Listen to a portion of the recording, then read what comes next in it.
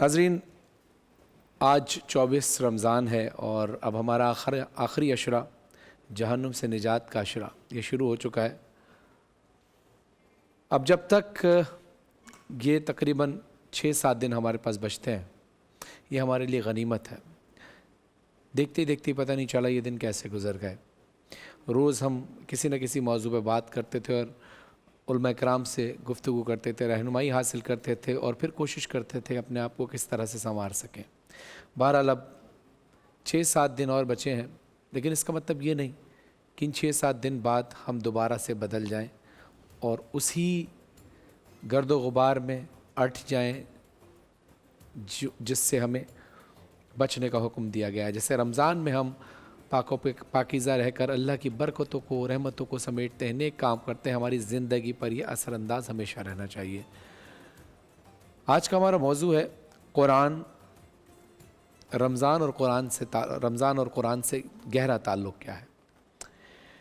रमज़ान मुबारक बरकतों और रहमतों और मग़फ़िरत का महीना है और इस महीने में अल्लाह ताला ने हमें कुरान मजीद का तोहफ़ा अता फ़रमाया।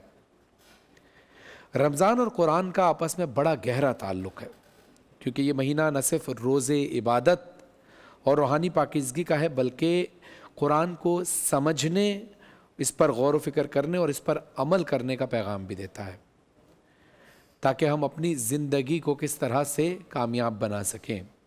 हमारी इस ट्रांसमिशन में हम मारूफ़ उलमा कराम से गुफ्तगू करते हैं और जब गुफ्तगू उनसे करेंगे तो हम ये जानेंगे कि कुरान की तिलावत और इस पर तदब्बुर की क्या अहमियत है। गो कि कुरान देखना भी इबादत, कुरान की ज़ियारत करना भी इबादत है, कुरान को पढ़ना भी इबादत है, कुरान को सुनना भी इबादत है। लेकिन इसके साथ साथ बहुत ज़रूरी है कि हमें समझने की भी बहुत ज़रूरत है कि अल्लाह ने हमसे कहा क्या है, अल्लाह कुरान में इरशाद क्या फरमा रहा है। सिर्फ़ तिलावत ही कर लेना या सिर्फ़ कुरान की ज़ियारत ही कर लेना काफ़ी नहीं, बल्कि इसको समझना बहुत ज़रूरी है।